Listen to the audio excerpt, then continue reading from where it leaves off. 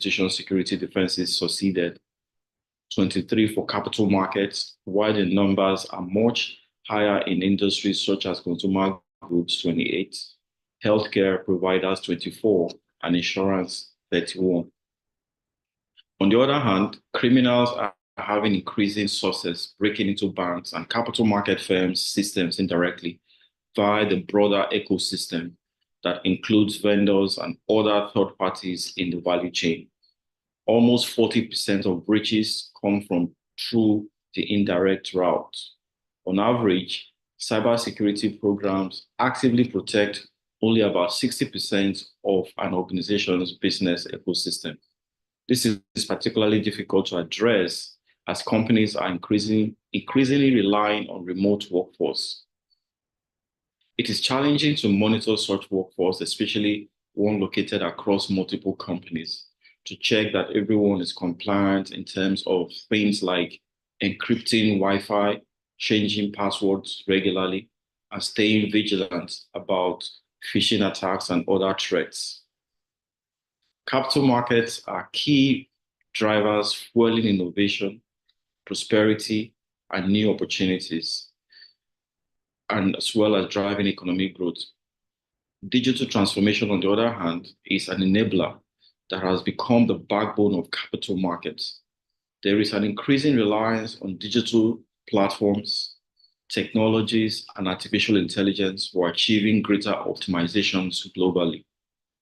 Transformative technologies come with the ever-growing threats that dot the digital landscape, and the cybersecurity risk that these threat agents pose, if not mitigated, have the potential to undermine the market stability, integrity, and public trust. So what is at stake? Trust. Trust forms the backbone of the capital market system. Trust is what ties together the flow of trillions of naira in transactions, whether daily or over a period. It maintains the relationship between investors as well as institutions. The stability of markets, both in good times and in crisis, is immensely important, even more so in an era of increasing sophisticated cyber threats. A breach has the potential to allow doubts to rise and take this trust system. If this succeeds, the repercussions can ripple through economies globally. The answer to this problem is fairly easy to explain, though much harder to implement and manage over the long term. It is to put in place the policies, governance, enforcement, such that any third-party connection will require the same security standards that you do. No doubt, this is a huge task, but together we can do it and surpass expectations. We may need to rethink our strategies as traditional security measures may no longer suffice. We can embrace new ideas and technologies as we work together across the public and private sectors. We may need to strengthen regulatory frameworks that can ensure the realization of new opportunities in emerging technologies and mitigate ever-changing risk within the landscape. We must foster a culture of readiness at every level, whether it be it from major institutions or investors. As we embark on this discussion that will help shape the future of the digital technology and ensure that the transformative power of the Nigerian capital market can grow tremendously while still being protected from cyber threats, we can remain confident that we have set the stage for a future where innovation thrives under the umbrella of a robust cyber defense. Finally, let me welcome you once again and hope that you derive as many benefits as you can from this webinar. Thank you for joining us today. Thank you very much, Jude, for that opening remark. We're going to go over to our first speaker now. Our first speaker is Oluleke Olatunji, and he's a distinguished cybersecurity professional with over 15 years of experience across leading financial and technology institutions, including GTCO and here at the NGX.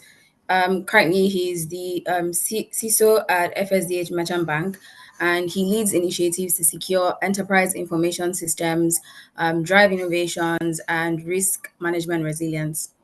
He is an ISC2 certified cloud security practitioner, an ISO 2701 lead auditor, and a certified CISO, amongst others. His expertise and his years of experience span across cloud security, incident response, security operations, and governance. Oluleke, you have the floor now. You may proceed. Thank you very much, Ryan. Thanks, everyone. Thanks to the NGX management for this opportunity to share some thoughts with the capital market ecosystem. As you said, I worked at NGX for a bit before moving on to other organizations. So my topic of conversation this morning has to do with safeguarding financial markets using intelligence-driven security operations. I'll be going over a few things. First of all, like the CEO rightly mentioned, we constantly face ever-evolving threats, cybersecurity-wise. The threats do not change. Cyber criminals keep getting smarter with the rise of things like generative AI.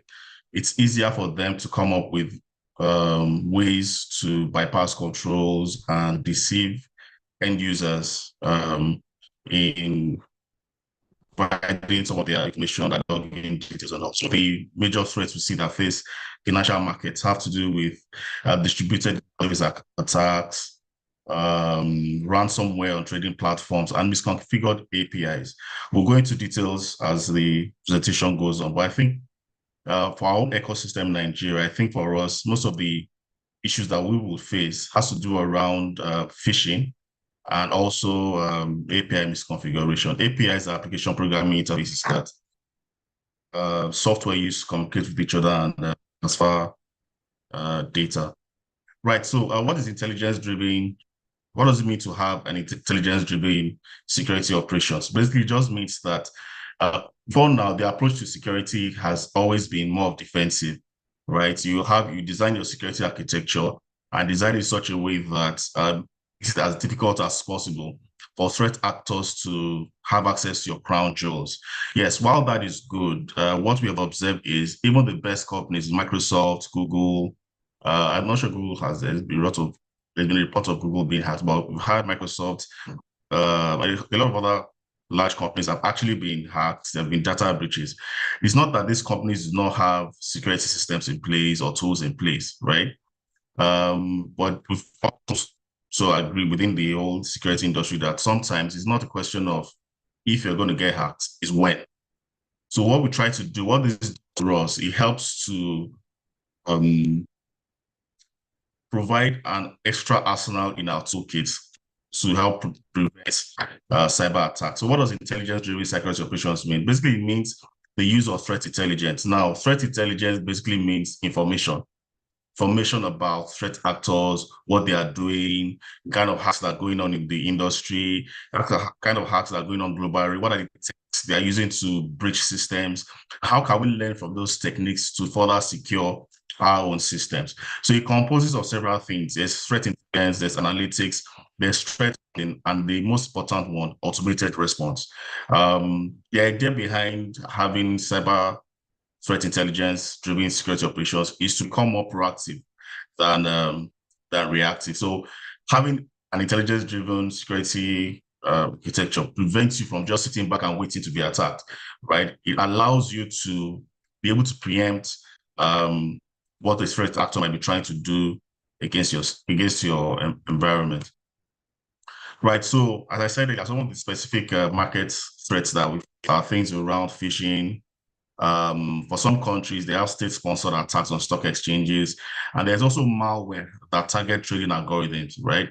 So I'm not sure we have that currently in at the NGX, but in some stock exchanges allow for instead of having the stockbroker select stocks and all that, they have trading algorithms that they use to trade different stocks and make significant margins. So those trading algorithms are actually proprietary information, intellectual property of organizations. The key to that. So what threat actors are beginning to do they try to penetrate some of the companies that use these trading algorithms to get their source code. Once they have the source code of this trading algorithm, they can now replicate the processes carried out by these companies, and then what it does is it erodes the trading company's value proposition. Because if your core, if what you used to trade, if the engine that you used to trade has been stolen, right? Whoever has stolen it has access to the same thing and can also sell it to other people. So it reduces your competitive advantage. Those are some of the issues that we face in some capital stock exchanges around the world. Right. So for us here, I think the key component, like I mentioned earlier, the key components of intelligence-driven operations have to do with advanced analytics and automation. I'll just move forward to, okay. Yeah, so the difference between what most organizations have and what I'm preferring or or the direction I think we should move into is being proactive, right? And what that does for us is it helps us to quickly pick up on issues that may happen in the environment and then correlate it with our SIEM. A SIEM is a security event and management system. Most organizations that are serious about their security should have a SIEM. What this does for an organization, it helps to security events across your network, and then you're able to create security incidents, and you're able to pick up and understand when or if you're under attack, or if some behaviors do not meet, if some behaviors are picked up, how to react to such behavior. So it seems a central component of a security architecture. It helps you to what's going on within your environment and helps you to react on time. Right. So for sources of threat intelligence, there are multiple sources of threat intelligence. But I think for us here in Nigeria, within the banking system, there's a committee of CISOs where we share information informally. Right. I'm not sure we have that in the capital market yet. Then there's also the Financial Services Information Sharing Analysis Center, FISAC. So FISAC is a global body that collates threat intelligence from across the world. And what that does for us is, as an organization, it helps you to see, it's a paid, it's a paid, I think it's a paid service. So what it does is it helps you to see what is happening on other financial markets and also learn from them and implement countermeasures within your system. So threat intelligence, basically what threat intelligence does to improve cybersecurity is having threat intelligence is like having a spy in the enemy territory, right? It helps you to see what is going on. Okay, these are the tactics that are going. These are tactics that they are taking. These are the methods they are using to bypass certain controls, right? So based on the intelligence you have, you can now update your system, your processes to react accordingly. Yeah. So now for most organizations, right, that haven't experienced cyber incidents, sometimes people say they have a playbook that when cyber incident happens, they are able to react quickly. In most cases, that is not the case, right? So what threat intelligence does is it helps to ensure that even when you have a cyber incident, right, you're able to recover quickly, right, without disruption in the market, because you already have an idea of how this kind of incident works, and this is how to deal with it. There's a difference between dealing with an issue you have no clue about and dealing with an issue that has already you are aware has existed before. This is just some of the benefits of having an intelligence-driven system in place. One of the other things that it does is it helps to ensure market resilience. I was going to mention something later, but I think I'll just bring it up now. Having a threat intelligence driven security operations, what it does for you as well is it helps you to set up auto response mechanisms. For example, if, for example, you discover that within the organization, someone's system has been affected by some malware, right? Based on the threat intelligence you received before and what you've imputed into your control and protection systems, you can have a set of rules that says, if this particular security event is picked up, this is what you should do. If this other particular security event is picked up, this is what you should do. In security operations, it's called security orchestration and response. So without any human intervention, if there's an issue within your system, within your network, the system should be able to intelligently respond quickly, right, without causing disruptions in the ecosystem. Right. So in summary, what threat intelligence does is that it improves security by helping you to identify emerging threats. It helps you improve automation, right? And what automation is, it limits markets disruption. For example, if there's an incident, you have automated responses, you can respond quickly without losing money. The most important part, which I think I would really like to leave with us here, is it's very important that there's some form of collaboration within players within the ecosystem. It has to be a way you guys share knowledge. It has to be a way you guys share information. If, for example, someone's API is because I understand that there are people that provide APIs that other to trade. So if one of the guys that provide API has been breached, it is important to share that information with your other contemporaries within the ecosystem. Because what happens, it's like fraud. When someone is defrauded in one, most of the fraud move to other banks and commit the same thing. When there's proper information sharing, intelligence across the ecosystem, right? Once that has been picked up, there are learning points that can be shared and it can be reported to the NGX. They share that information, industry from it, about stronger as a result of the just a brief summary of how we can use threat intelligence security operations. The thing is having that the necessary security. Some of them you have to pay for, some of them are open source. And not just any security feeds that are customized with information around the financial markets. Right, so that's about it. I think we'll take questions after the next presentation. Thanks a lot, Ayomi Posse. Thank you very much, Ulike, for that insightful session. I hope that everyone is now more aware of cyber threats in the financial markets and the steps that we can take to be proactive and fight against these threats. So we're going to go over to our second speaker. Just a quick reminder for everyone, if you do have any questions, please use the Q&A icon, and then once it is time for the Q&A session, we'll get to your questions. Our second speaker for today is David Abolusoro. David is a seasoned cybersecurity leader with about 2 decades of experience in information technology and information security, and his experience spans across the Nigerian and the Canadian industry. He excuse me, he has held several prominent leadership roles in cybersecurity, including Director of Privileged Access and Directory Services at Canada Life, Director of Privileged Access Management and Senior Manager of Information Security at Scotiabank, and Assistant Manager of Information Security at First Bank of Nigeria.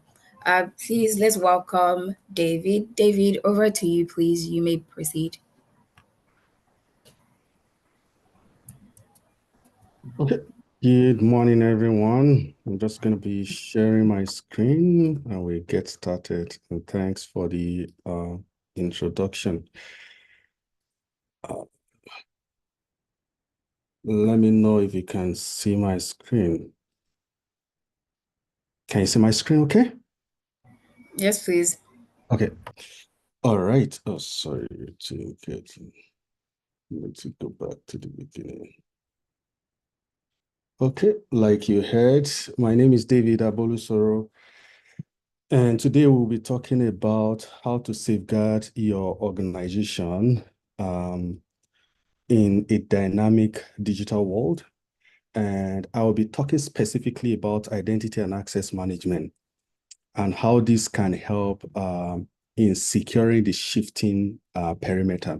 Shifting perimeter in this case means if you look at the way we all started in terms of us, almost all our data being within a data center and us having, most organizations having its own data center, no matter how small that data center is, to the adoption of cloud today, where a lot of organizations are shifting their workload to the cloud. What we have seen over time is it is not just enough to secure the organization using firewalls, IPS, and endpoint security stack and everything that we used to have on within our corporate network. In today's world, identity has become critical in terms of securing the digital landscape. And it is increasingly becoming more critical as we shift a lot of our workload to the cloud, as well as remote work and other things that's happened to us in our current world. So I'll get started by talking a little bit about IAM. This is an area I'm very passionate about. It's something I've been working on for about a decade now.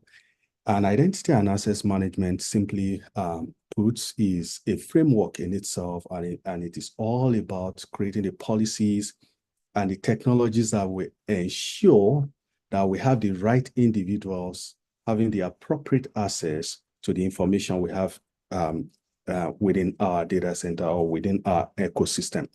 This information could be customer information, it could be employee-related information, whatever the resource is. All we're trying to do is ensure that the right individual do have the appropriate access. And in most cases, when we talk about identity and access management, the key components we're always considering are things around authentication, authorization, and user management. Those are the very important things. And you can say today, in terms of complying with regulations, in terms of defining your security strategy, identity and access management is crucial to being able to meet a lot of that. Even if you want to do cyber insurance, like most of the time the organizations I've worked with, I've had to be I've had to provide a lot of information about the controls that we do have against threats within the organization from the perspective of cyber insurance. So identity and access management is a critical component that underwriters for cyber insurance are always looking forward to how you are providing, what kind of controls you have against certain threats. I know there are a lot of other areas to look at. I'm just highlighting the fact that in information security domain, identity and access management is one of the strong domains that you cannot overlook. Looking at the essential component of an IAM system, authentication, it's all about verifying, ensuring that a user is who they claim to be. And then you'll be talking about things like password, MFA, biometrics, and all of that.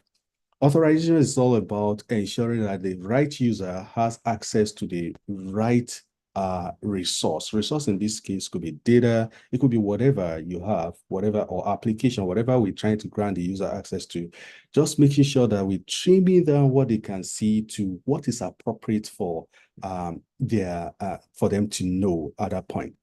And then in identity and access management, we are always talking about provisioning and deprovisioning processes. And I always add what we call joiner, movers, and leavers, which is what we always have when we talk about identity and access management from the perspective of employees. And then from the perspective of customers too, no matter how the business, we're in business because we do have customers, right? So in terms of how we secure our customers, we always have provisioning and deprovisioning processes in place too.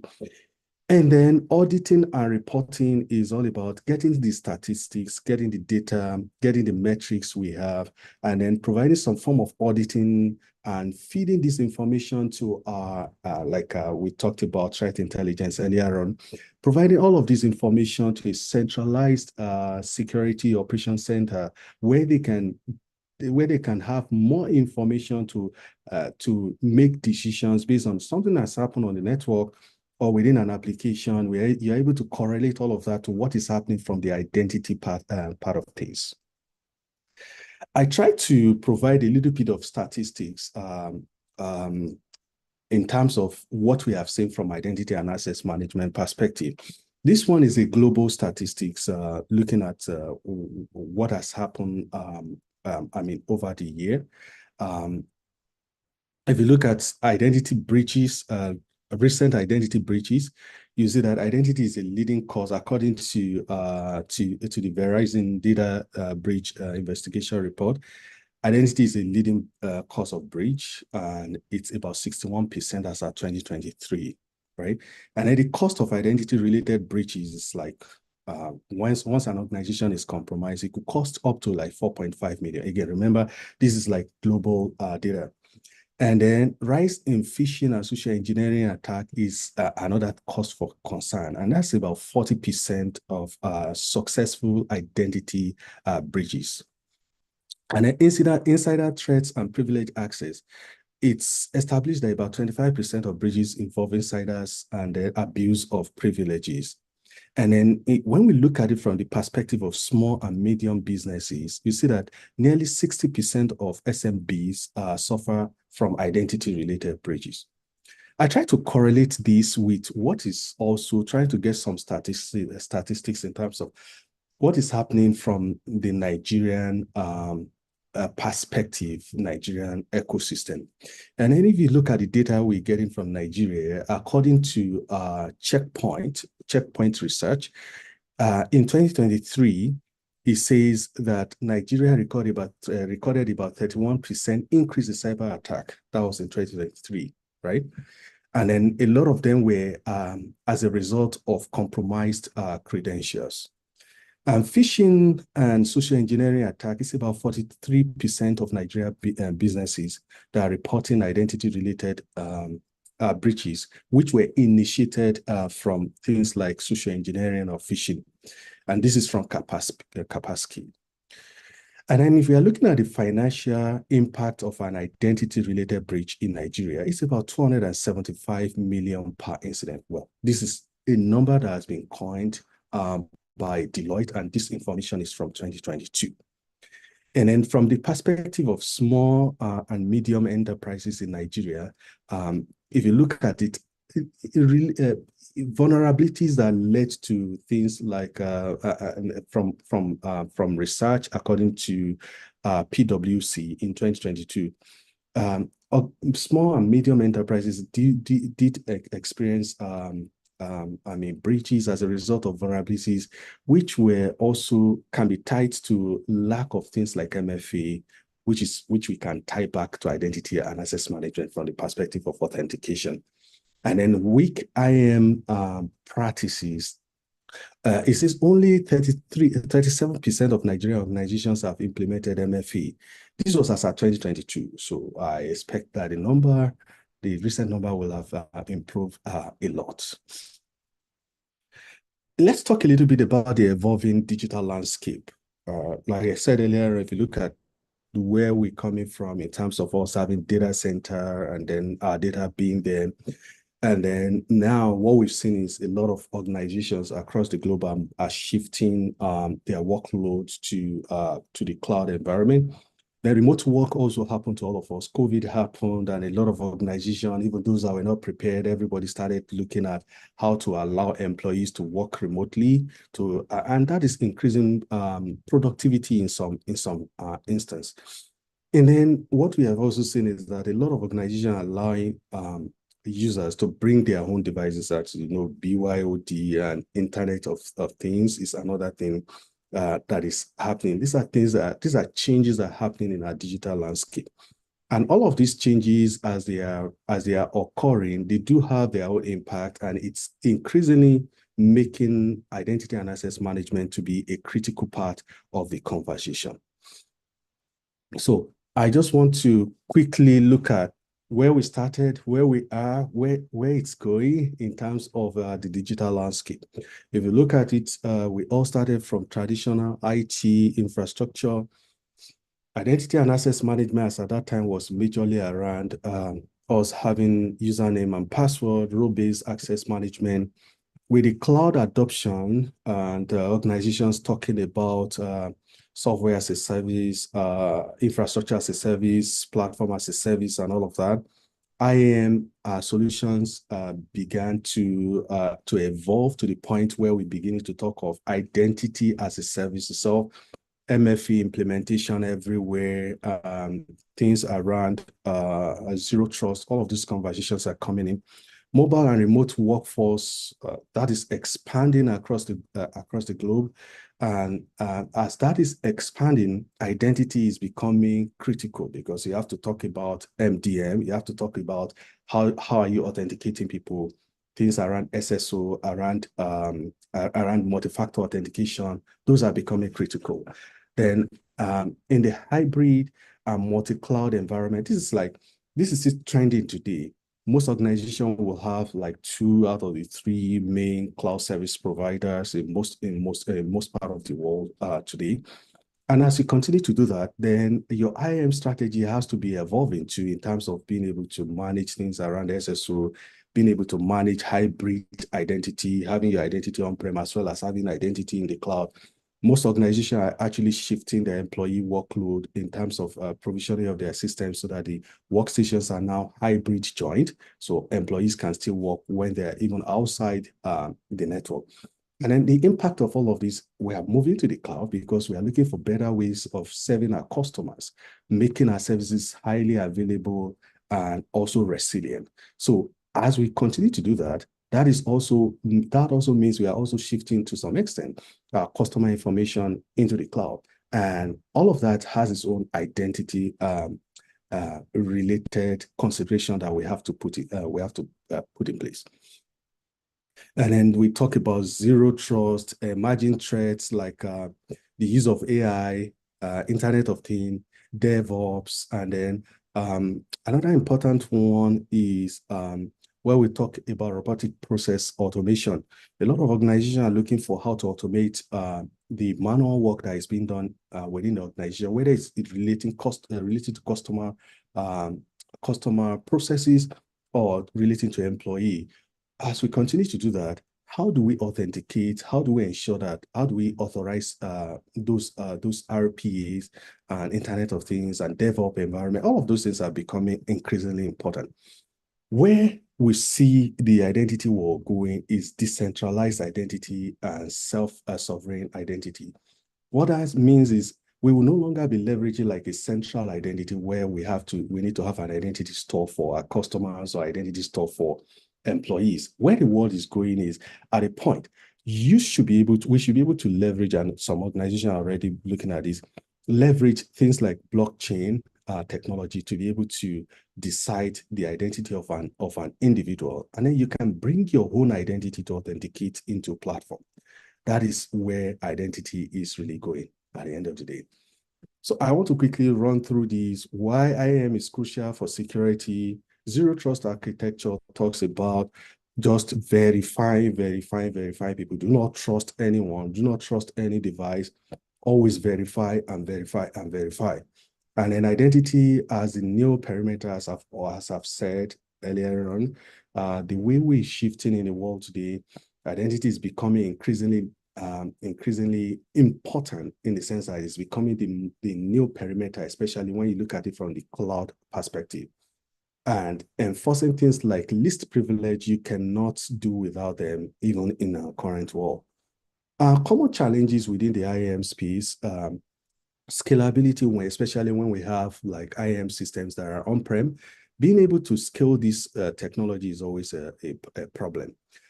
User experience, we try to balance security with the user experience as much as possible. Those are challenges that we face in IT. We cannot overemphasize the fact that there are a lot of people within our organization, insider threats and all of that. But some people will still not want to follow the IAM processes. There are things like shadow IT happening where people do things that are not authorized and trying to get unauthorized access. I mean, trying to bypass our processes to get some level of access within the environment.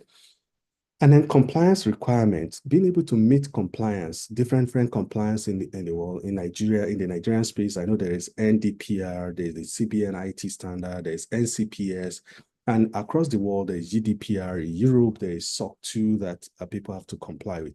All of these do have its own identity and access management requirement, which we have to be able to provide. I want to quickly go through what are the best practices for successful IAM. We have to always think about how to leverage MFA. We have to layer our authentication for stronger security. You know, in information security, we always talk about defense in depth. When we begin to layer authentication in terms of being able to put things like second factor authentication, or what some people call multi-factor authentication, being able to do things like risk-based authentication, wherein we're able to decide, impossible distance. This user has just logged in here, and at the same time, it's logging in from Canada. That's impossible, right? And then our systems can intelligently make that decision and trigger additional authentication for users. Those are the things that can help to reduce threats, whether it's from the customer perspective or from the employee perspective. Automation is very important. Like I said, things like AI, like machine learning, all of these, and then risk-based authentication, incorporating things around analytics, user behavioral analytics, incorporating it into our identity fabric are things that can always help us. And we don't have to do this from scratch. We basically have to leverage what exists from the technologies that we use today. Education is very important. We have to always talk about educating our users, because the users, the human can always be the weakest link. Computers or logic will always remain what they are, but the users can always become the weakest link we are. So education, like we're doing now, the awareness is very important. Adoption of zero trust, trying to make sure as much as possible you are verifying identity and not just blindly allowing people access to the environment is very important. I'm going to skip through some slides based on because of our time. So I want to quickly go to the key takeaways from me in terms of how we secure the future with IAM. And I want to spend a little bit of time here. For us for every organization and for you as an individual, what would be your takeaway from my conversation today? I want you to look at your organization. What is your IAM strategy looking like today? Do some assessment of your IAM strategy. Evaluate your IAM strategy. IAM is becoming increasingly important. And the earlier you begin to look at where you are doing an analysis of or an assessment of your IAM strategy to decide this is your current state and where you should really be, that is going to help your organization overall. As business models keeps changing, as user requirements keep changing, as our customer requirements keeps changing, our ability to be able to adapt our IAM strategy to support business goals and objectives is very important. Right. So assessing the IAM strategy will help you to be able to consider what else do you need in terms of, you need cloud-based identities, you need to do you need to start considering an identity as a service or other things. We also need to look at strengthening our IAM governance and compliance. From the perspective of employee, as an example, what's your joinance process? That's if you have new employees that are coming in, what's the process from an identity and access management perspective? Do you have full view into what at a single? Do you have a single pane where you can actually see all the access your employee, a particular employee, has within your organization? These are things that are possible with identity and access governance solution. Do you run access certification campaign? Do you even do that for your organization to decide the access that users have? Do you have like a periodic review of those accesses? What's your levers process? What's your movers process? Movers mean when someone moves from one unit to another, what's the process you follow to ensure that the user, the access of the user is reviewed to avoid things like creeping privileges?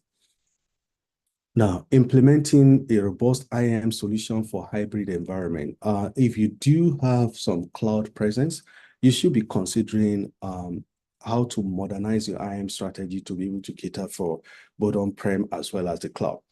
Things like, do you have like Entra ID, and even your Entra ID, what's the subscription level, or what's the plan you have from Microsoft as an example? Or if you are using AWS as an example, there's Cloud IAM. How is that integrating with your on-prem identities from the employee perspective? And from the customer's perspective, do you have like a central identity and access management solution for your customer? In terms of improving users' experience, your customers, do you provide them multiple authentication, or do you provide SSO such that I log in, I'm able to see all the products I have from your organization? Think about those things. What's your privilege access management strategy? Do you have a robust privilege access management strategy in place? This is an area that is very dear to my heart. It's something I've been doing for a while now. And increasingly, I've been helping organizations to improve their privilege access management practices. What do you have from privilege access management perspective? Review the entire thing. Do you have visibility into what a privilege account looks like across your organization? Do you have statistics periodically that you review that can give you information as to how you are trending in terms of how you are managing privilege accounts across your organization? A compromised privilege could lead to compromised customer information. So that's why that is actually very critical. And then in terms of DevOps, RPA, automated job, as we try to automate things and scale within our organization in the DevOps environment, how are you managing the identities? There are a lot of identities in DevOps. They have things like SSH keys. They always have things like authentication tokens. They always have encryption keys and all of that. There are a lot of things they do have that are used for authentication. How are you dynamically managing all of those things? Do you have visibility into those identities that exist there? How are you managing them to avoid compromise within your information systems, including automated jobs, including RPAs? How are we managing all of that? There are a lot of solutions out there that can help to manage all of these risks. Because as we continue to automate things, always remember, when you automate a process, if your advisory or your adversaries, if hackers should get hold of that automated process, that can also help them to scale through your organization, like we saw in things like the SolarWind hack that happened, I think that was in 2022. So overall, think about your IAM strategy. Think about how you are currently practicing your identity and access management. Think of areas of improvement. Make some investment. Get consultants. Get people with skills in this area. Sometimes it doesn't even cost too much, but no matter what we are doing, let's put into perspective how we secure our identity across the enterprise to have to better deliver our services to our employees and customers. With this, I'm going to be pausing to see if there's any question for me. Thanks, everyone.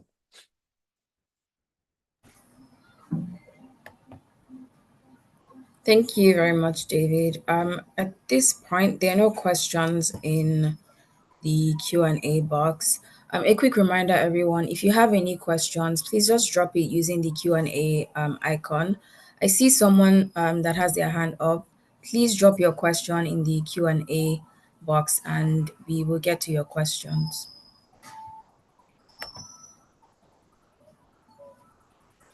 Okay, we have one question. Someone says, what tools and services can you recommend to secure internal networks and email services from phishing attacks and botnets? And also tools and solutions that can monitor network activity in real time.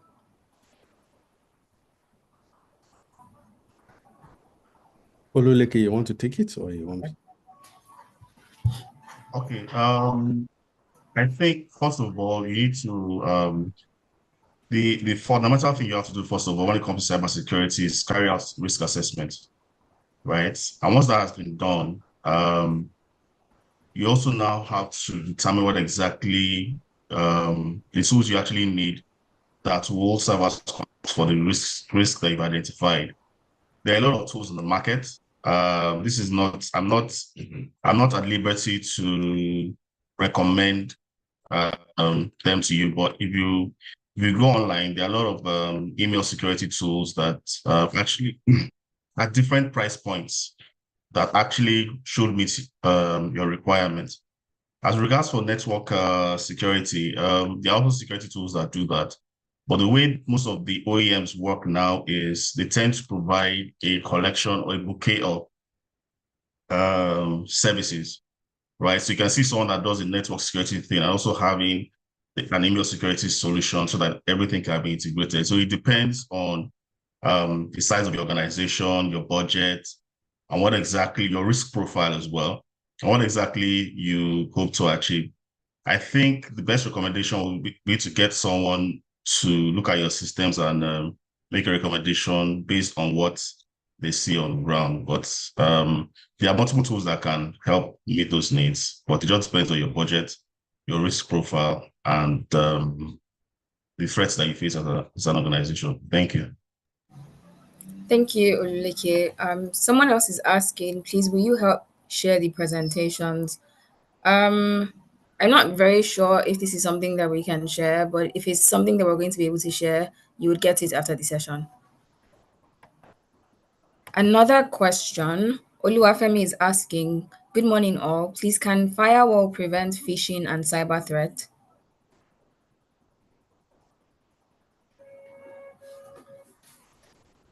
Do you want to take that, Oluleke? No, I think maybe David should take that. I took the last one. Okay. Yeah, so can firewall prevent phishing attack? And cyber threat? Yeah. Okay, well, there are some cyber threats that firewall, depending on the firewall itself, there are some cyber threats that can be prevented by firewall. But overall, we always talk about defense in depth. There's layers of security. Again, you may be using the right tool for the wrong reasons in this case. So like Oluleke said earlier, I think in most cases, most of the time we try to do some of these things on our own. That's one. Or we may be doing them wrongly. If you don't have the right level of experience, one of the things you can do is having like a roadmap, having a strategy on how you try to do some of these things helps a lot. You don't have to buy all of them at once, but having an understanding of where you are and where you need to be in terms of being able to identify the gaps you have now, and then leveraging what you have from your budget today to buy little things that will be able to address some of the risks you have today. Like, for instance, in terms of phishing, to a large extent, you need a lot of awareness to your users. And then I'll instead of firewall, I'll say things around your email security is what can also help. Because when you're talking about phishing, someone is sending in a link or someone is sending in an attachment. Most of the email systems today do have some securities around how they can prevent this kind of attack. And then when you are talking about cyber threats generally, that's a broad term. It depends on what a cyber threat is itself. And there are so many ways of protecting against cyber threats. So it's not like having a firewall will prevent everything. No, just like an identity-related risk can never be prevented by a firewall. Firewall has its own risk in terms of preventing things around network security risk. Some firewall may have some form of DDoS protection or IPS layered into them. But overall, there are tools, there are web application firewall, there are a lot of next generation things these days that can help to prevent against a lot of threats. So it depends on what you are looking for and looking at the right tool. There are a lot of tools out there that can do different things. But each one of them, you have to look at your specific use case What are the use cases you have that are applicable to your organization? In some cases, you may need a little bit of hand-holding from a consultant that can help you in terms of doing an assessment and seeing, getting these few things in place can help address some risk. And then as you mature, you add additional layers of security. Thank you very much, David. Another question from Bamidele. We do VAPT regularly. Does this suffice for cybersecurity for an organization? Leke, do you want to take that, please? Yes, I would like to take that. So most people cybersecurity as sometimes like a single organism that you just have one bullet and you shoot at it and it dies and satisfies everything. But it's not like that. That's why I said the foundation for having a cybersecurity program or strategy is risk assessment, right? So VAPT is just a component, should just be a component of a cybersecurity program. What does a VAPT is a vulnerability assessment and penetration testing. It's meant to do is to help you look at security controls you have in your environment and see if there are lapses there that need to be addressed, right? So for example, is there network access control on your network? Can anyone just come in and plug into your network and access your corporate applications, right? Do you have multi-factor authentication for your email? Do you have multi-factor authentication for your applications? If you do, how effective are they? Can I bypass the NFA for your application? Right. So VAPT basically is like quality assurance for your security program. So it's a component. It's not the main thing. It tells you how well you are doing, right? As an organization, it's a measure to show how well you are doing as an organization. The other measures that can show it, for example, social engineering tests too can do that to help you judge the level of awareness and maturity within the organization. So VAPT is just a component, right? And then for the cybersecurity program as a whole, like I said, it's a whole ecosystem. So there's VAPT as quality assurance, there's user awareness, which is essential, absolutely essential. And then there are the technical controls that involves security tools that you have to buy and integrate into your environment. It's not just buying them. You also have to make sure they're integrated properly in your environment, they're configured properly, right? And there's also a way to correlate the event to pick up from all the security tools. So it's not a one-size-fits-all. There's no silver bullet to deal with cybersecurity issues, right? There are different risks that we face. And like my colleague David has said, you can use a solution for identity management to solve a network security issue, right? So VAPT is just like quality assurance for your cybersecurity program. It's not the whole thing. Thank you. Thank you, Leke. Next question, just a quick reminder for everyone, if you have questions, please use the Q&A icon and drop your questions and we'll get to them. Read1 is asking, what tool do you recommend to automatically protect the internal identity issues, such as a transferred staff still having access, much less disengaged staff? David, do you want to take that, please?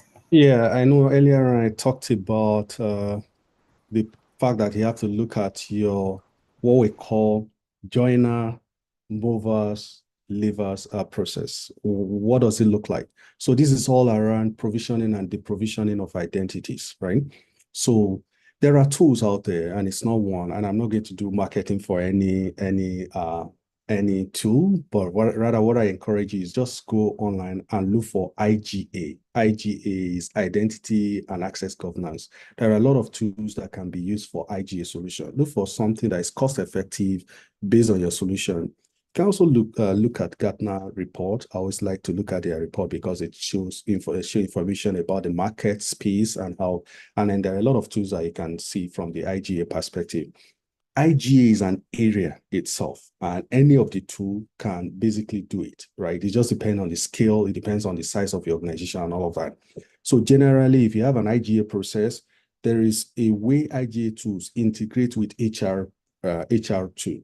from the perspective of a new user has joined the organization, HR will send a feed to your IGA tool. The IGA tool is going to automatically create the identity of the user based on what we call the birthright. When someone joins an organization, they'll have few access they need, that's birthright, and then later on they can add more to the access. Now, there should be a process for, as part of the IGA tool, they always provide the ability to be able to do periodic access review. So with that, you can always prompt the manager of the user to say, this user has this number of access. Will this user continue to require the access? And then the manager can say yes, no, or that kind of response, right? Now, as part of the IGA tool, to remember what I just said, when there is a mover, which is what your question is, that means someone has left one unit and is moving to another unit. When you move from one unit to another, there's a likelihood that your manager is going to change, your department is going to change. When that happens from the HR system perspective, there will be a feed from the HR system again to the IGA system to say this user has changed name, this user has changed manager, this user has changed department, and all of that. And based on that, the IGA system is going to automatically trigger an access review for this user again. It will go to the new manager to say, the new manager, this user has this level of access, review the access. And then the manager of the user will have an opportunity to say, no, it doesn't require the access again, and cut it off. And then the leavers process is, if someone has dropped their resignation letter, or if your organization has decided to terminate the appointment of someone, immediately there will be a feed from HR. I mean, it will be sent to HR. Then there will be a feed again from HR that feeds the IGA process again to say, this user has left the organization. Immediately, the IGA process will go and say, oh, this user, remember how I talked about your IGA system should be able to have like a view of all the access the user has, or at least most of the access the user has. And then the IGA system will say, okay, this user's access has been terminated, or this user has left this organization. Immediately, it will trigger access revocation for the user everywhere. It will just remove the access of the user everywhere. This is how organizations are beginning to automate how some of these things are. Is there still gap? I'll say yes, there will still be gap, but at least it will help you to address most of the risk you are looking at. Thank you, David. Another question. Mohammed is asking, can tools used for linking internet security be good for network threats and real-time protection for an organization? Oluleke, please, do you want to answer that? Tools used for linking internet security? Yes, are they good for network threats and real-time protection for an organization? Yes, I'm not sure I'm clear on what's meant by tools used for linking internet security, but typically the internet is basically a global network, right? So whatever protection you're looking for to protect against threats from the internet, there are different levels. You can protect at the application layer, you can protect at the network layer, right? So at the application layer, you can have a web application firewall, you can have web gateways, you have your email security solutions. Then at the network layer, you have your network security tools. So like I said, I'm not too clear on the first part of the question, but I think what I should be able to provide some clarity for Mohammed. Right.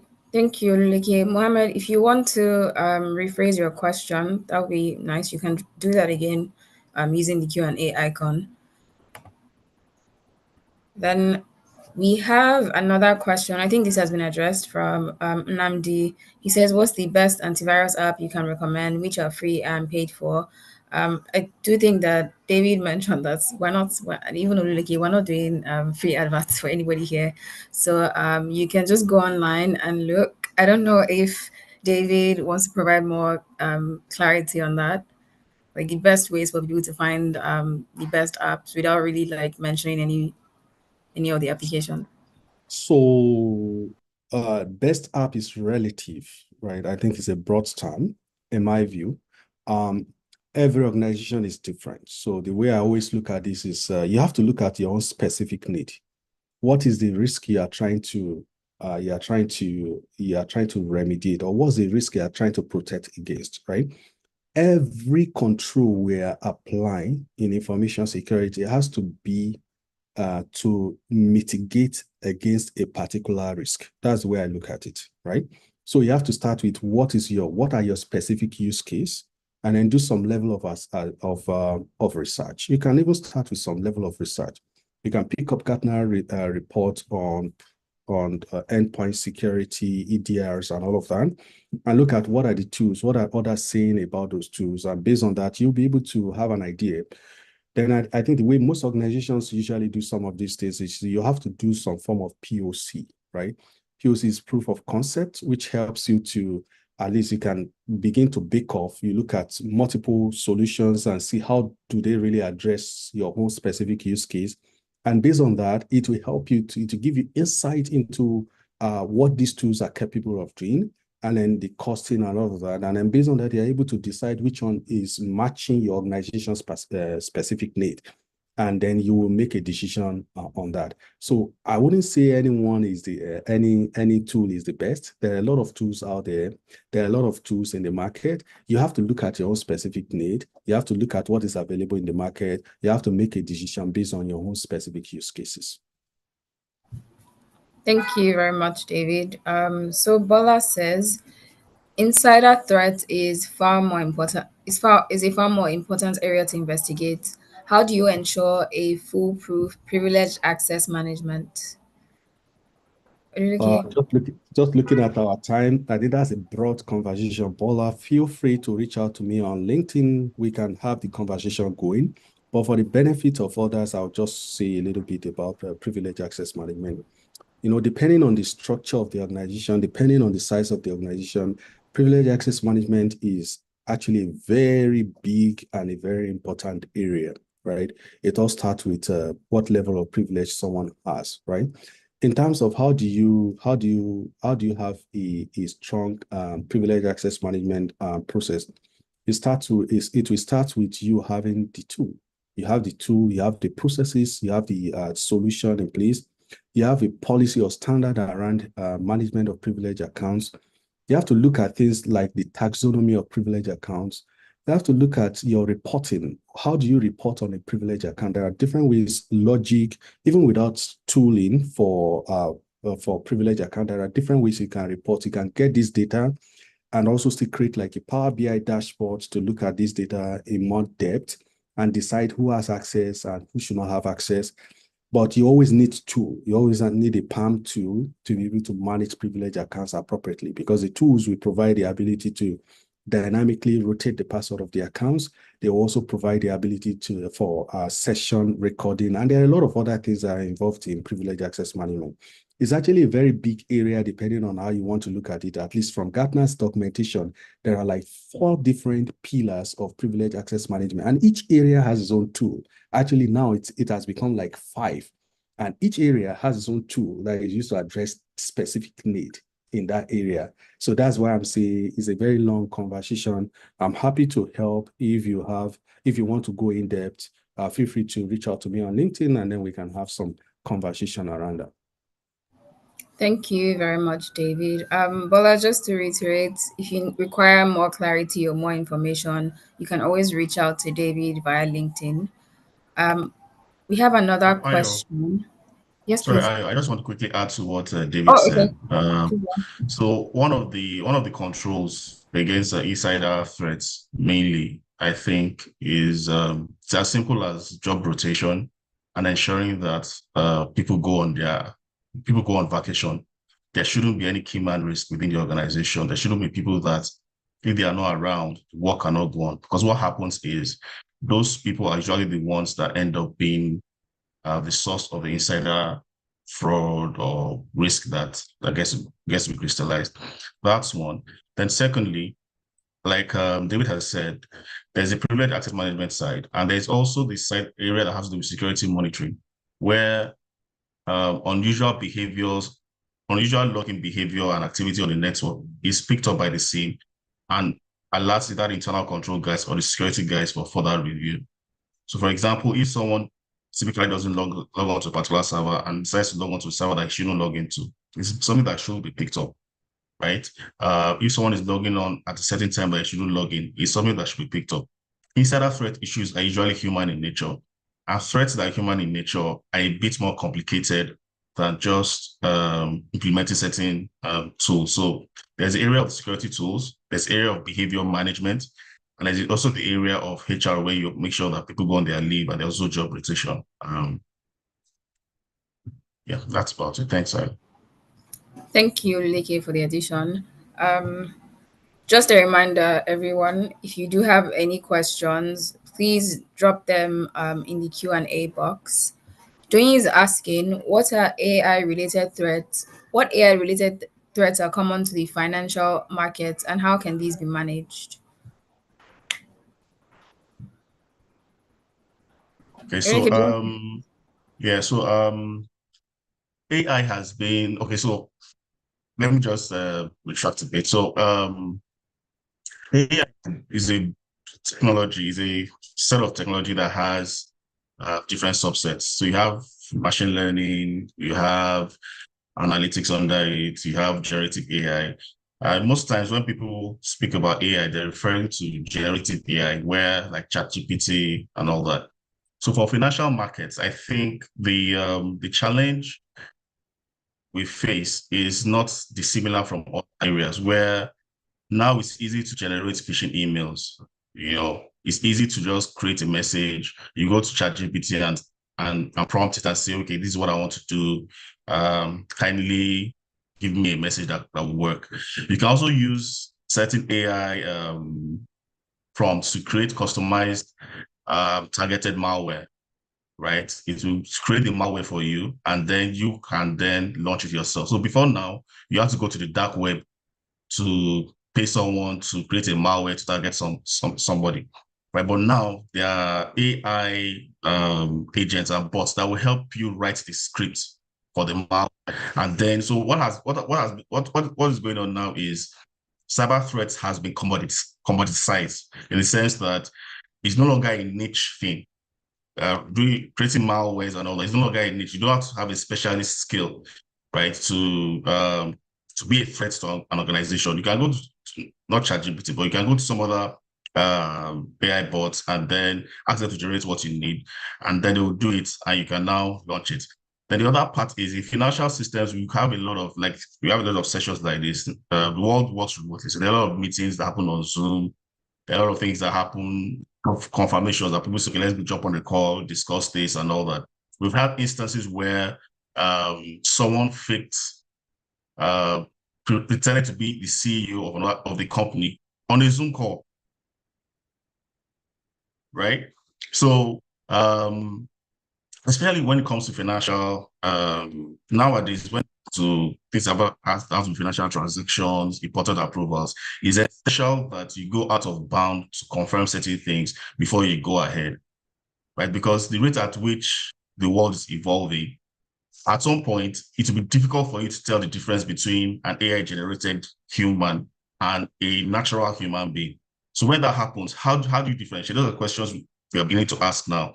How do you differentiate between who is a physical human being and who is an AI-generated bot that is pretending to be a physical human being, right? So it goes back down to human nature. There are a lot of things that we'll have to get serious with. There are a lot of second-level controls that we'll probably have to put in place just to provide a higher level of authentication for certain kind of transactions, certain kind of processes to make sure that the rules have not been bypassed. So yes, there are a lot of threats, AI threats, but I think it's something that there are controls that can be dealt with.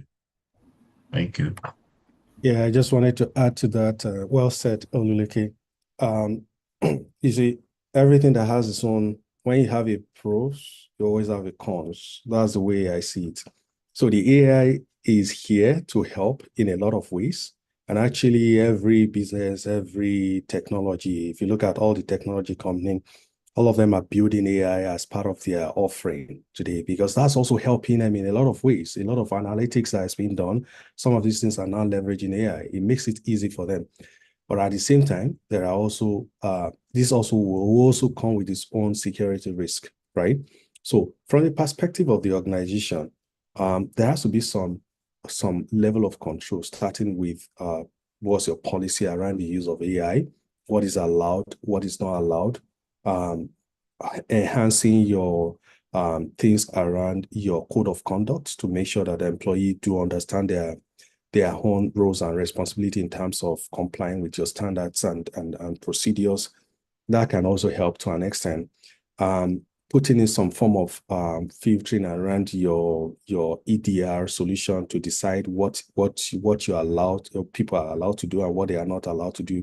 Your DLP solution, trying to protect against exfiltration of data, and then having some of those controls that can help to identify when something bad is really happening, that can help.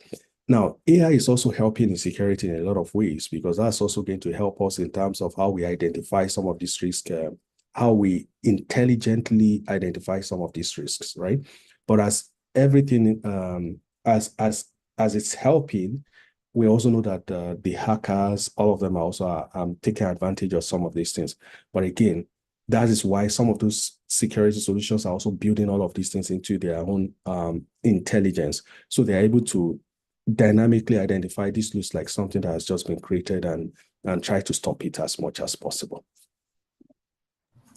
Thank you very much, David and Oluleke. Oluleke, I think this is for you. This is the question from Mohammed. He's providing clarity now. So he says that my question is, can one use internet security to prevent network threats and real-time protection, ranging from email security and device protection and even network security? Like I said, what he's referring to as internet security is what I would call network security, because network is fundamentally, the internet is fundamentally a combination of multiple networks, right? So to prevent network attacks, there's something called defense in depth, and it's something that's been in practice in the industry for a while. So what that means is you understand your organization, right? So you put controls at different levels. Yes, you can have a firewall at the perimeter, you can have an internal firewall, you can have email security, you can have your endpoints that have encryption that encrypts the hard drive, you can have role-based access control, multi-factor authentication, right? So there are multiple levels of controls that you can put at different parts of the your system to ensure that they are protected, right? So for real-time protection, if I understand that correctly, it has to do with probably there's a threat maybe someone's system is attacked by an antivirus or something. Basically, use an antivirus, or nowadays use an EDR as an endpoint detection and response tool that can pick up certain behaviors and automatically block them, right? So that's one of good tools to have. Overall, I think security is in layers, and then those layers have to be cohesive enough to protect against the kind of risk that your organization faces. There's no one size fits all. Every organization is different. Our budgets are different. Our goals and risk appetites too are different. So that will determine the strategy you choose to take as an organization. But the what you've mentioned in your question are actually good steps to have: email security, network security, and it's important to also have an EDR as well, because EDR is a step above an antivirus. It helps once it picks up unusual behavior, it automatically blocks it and notifies you. Most antivirus is just signature based. They don't look out for unusual behaviors in processes or programs, right? So I hope that helps, Mohammed. Thank you. Thank you very much, Oluleke. Babatunde is asking, using MAC filtering to protect your network, like Wi-Fi access, the best protection? I would say it's a form of protection, like Oluleke rightly said. Security is like an onion, right? Is in layers, right? The more the layers you put in place, the more difficult it is for an attacker to penetrate to your network, right? When you talk about like network access control, there are tools that can provide network access control to a large extent. And as part of the offerings of those tools, they do have like some form of MAC filtering, right? MAC filtering or restriction of MAC, which is a way of saying, okay, this is the set of MAC addresses are allowed in the organization. But again, if you do MAC filtering as an example, we are also going to have a lot of, depending on the size of the organization. If it's a very small organization, yeah, you say, oh, I know the MAC addresses I can allow, and then I'm not allowing any other thing. That's okay. But how are you going to handle situations of mobile devices? Because they have also come to join us. Are you going to say they will not join your network? Or every time your CEO or a senior officer brings a new phone to the office, they have to tell you, so you add it to your allowed list of MAC addresses. Think about those things. But generally, there are tools that can help with network access control. And as part of those tools, this is where they leverage some form of identity, right? Remember how we talked about zero trust, wherein it will try to ask you to do some form of authentication before you are even allowed, or there are certain checks that will be done before you are allowed to connect to the network. That can help. But I do understand there are budget limitations. It all depends on the size of the company. It depends on the risk, but I wouldn't completely say it's a no-no. I'll say it's an option. It's still a security measure, but it comes with its own operational overhead or administrative overhead. Think about those things. Thank you. Just to add, MAC addresses can be spoofed, right? It can be spoofed. So what that means is, yes, you have a list of MAC addresses, but if I know someone who has permission, I can change my MAC address to match that person's own and gain access to your network. Right. So what David said around zero trust and having the device authenticating before he gets permission, it's a better way of, it's good to have the MAC filtering. That's a good step. But having the device having to authenticate or being a part of the domain before you can join the network is also something that I think is essential. Thank you. Thank you, Leke. This isn't a question. I think it's an addition to Bola's question on ensuring a foolproof access management. So Ignatius says enforcement of vacation policy and cross-function training helps a lot. The system should work without depending on one employee. I think that this has already been reiterated. Thank you, Ignatius. Oleke, this question is directed at you. So Babafemi says, what will you say about companies that want to buy your leave and want you to work all through the year? Do you think detecting insiders fraud will be easy considering this scenario? The quick answer to that is no. It's difficult to pick up in this kind of scenario because that's from fraud, right? Sometimes having people go on leave helps you to see where they have made mistakes and where, there need to be, maybe there are some processes they're not following properly and all that. So that's part of what it does. And besides, it's also good to rest. I would think that, depending if it's a startup, maybe, because, sometimes you're under significant pressure to deliver or not based on what investors have asked them to do. However, generally, I think it's globally accepted practice that one is entitled, I don't know about the labor laws, but one should be entitled to take time off. If the now organization now decides that no, or rather not, that means they've accepted the risk that yes, there might be an insider fraud and they're willing to have that risk crystallized. And it's fine. Every organization has its own risk. So that would be my response to that. Great, thank you, Ulike. So our final question, Abiodun says, with all organizations embracing cybersecurity tools, penetration tests, and other risk management measures, why do we still have an increase in the rate of hacking and other vulnerabilities? Do you want to take that? I'll go first. Okay. So again, having a tool does not mean that you will not be hacked, right? The tool may have the capability, but how has it been implemented in your environment is different. Okay, so two organizations can have exactly the same tool, exactly the same set of features, but the security control from a control perspective, the effectiveness of the control will be different in the two organizations, depending on one, how the tool has been implemented, two, the processes in each of the organization in terms of adopting the tool. So it's not just about, when you talk about solution, in solution, you are talking about, remember, we're always talking about technology, talking about the processes, talking about the people, right? So it's a whole lot of things that are involved in terms of preventing risk. And then again, in some cases, no matter, again, it's often said, just assumed, you have to assume you are already breached, because there are like different components that you have to put in place. We are not like trying to prevent it completely, the organization completely from being breached, but rather what we're trying to do is make it more difficult for the organization to be breached, right? So putting those security controls, the onions of security, makes it very difficult.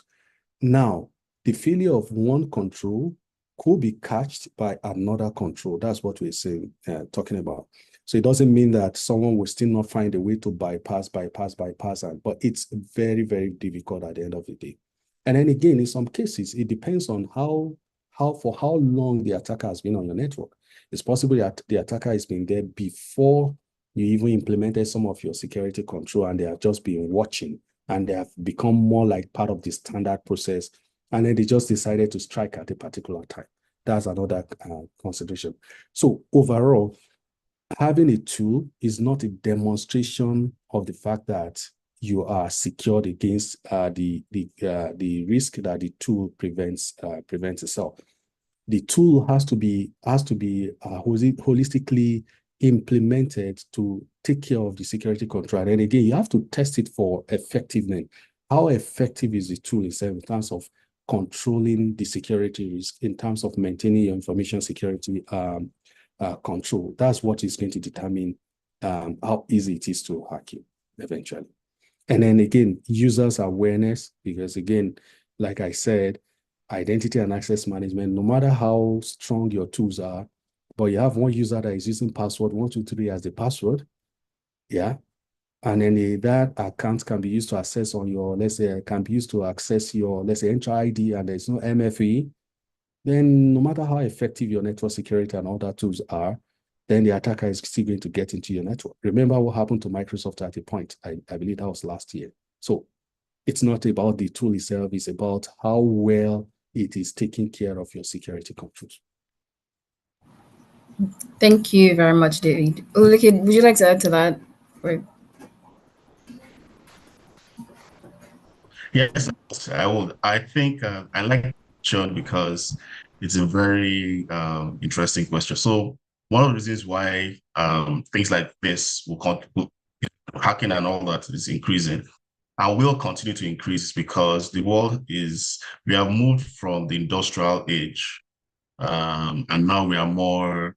There's time I said data is the new gold, right? We are moving to a point where almost everything is either automated or there's some form of technology involved, right? And once technology is involved in your product, whatever you do, it's an opportunity for malicious actors to want to take advantage of that system. So it's just what it is. You understand? It's just what it is. It's an ingrained cost of trying to improve, trying to innovate, and trying to run a business. Now, that said, in addition to what David has said, I think that one of the things that there are things I call there's what I call cyber hygiene. What is cyber hygiene? Aside from the tools and all that you have, there are things that as an organization you can do that can give you a level of assurance of being resilient against cyber attacks. And they are very simple things. Number one, ensure that you patch your servers regularly, right? When there's a patch release for your servers or your applications, just patch them. The hackers that come, people that take advantage of infrastructure, take advantage of vulnerabilities in those systems that have not been patched. And yes, incidents where a patch has been released for almost like 2 years, but the organization has not patched it and they were hacked. There's a fact in the US. That's what happened. Release the patch. The organization did not patch. They didn't implement the patch, and they were hacked. So things like just make sure your servers are patched, your workstations are patched. Make sure that the applications that can run your environment are only the applications you need to do your business. That's called like a whitelist, right? Ensure that you've implemented multi-factor authentication to access your environment, your applications and all that. Ensure that IP addresses and ports that are not in use are blocked. Like you don't open just any port or IP address, you understand? There's a documentation by the Australian Signals Directorate that provides a guide, especially to small businesses and organizations that do not have enough resources like the banks and all that to invest in security tools.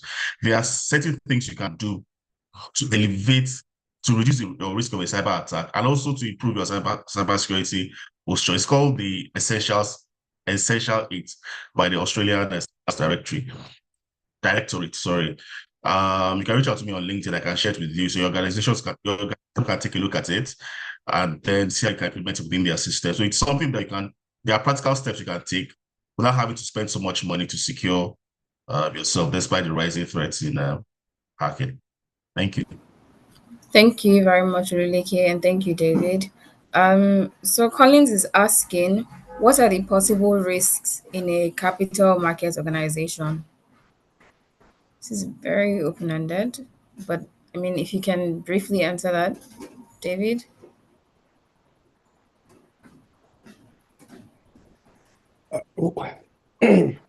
So, I think we whether it's capital market or not, you'll still be exposed to the same set of risk for as long as you have applications or you have infrastructure that can be leveraged. For as long as your solution is available to users on the internet, right? You are still exposed to cyber risks, right?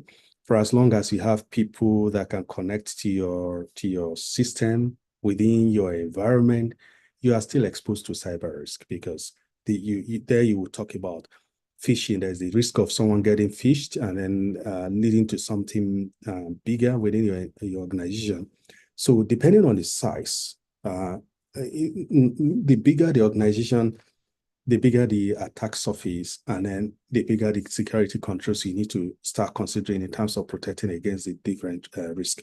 We've talked about a lot of security controls ranging from whether it's network security, endpoint security. We didn't talk so much about cryptography, but that's another area. Well, I think Oluleke mentioned things around encryption. That's part of cryptography.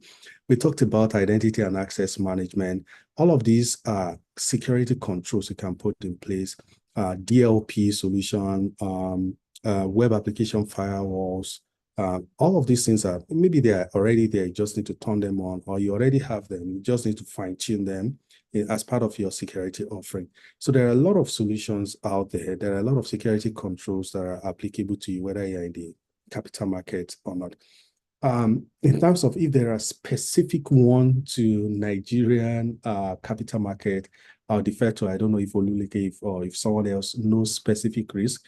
I may know what the control looks like, but I'm not so familiar with what, if there is a specific risk that is that is common to the capital market in Nigeria specifically. Okay, so let me just, I think this last, while I was still at the NGX, I know that the exchange was leveraging a lot on APIs to assist brokers and individuals who want to trade on the platform. So that is one area of risk, API and API security, because a lot of things can go wrong there. The other area has to do with the trading platforms that the brokers use, how secure are the platforms. The guys that develop the platforms, do they have a robust internal security arrangement? Do they have a robust cybersecurity culture?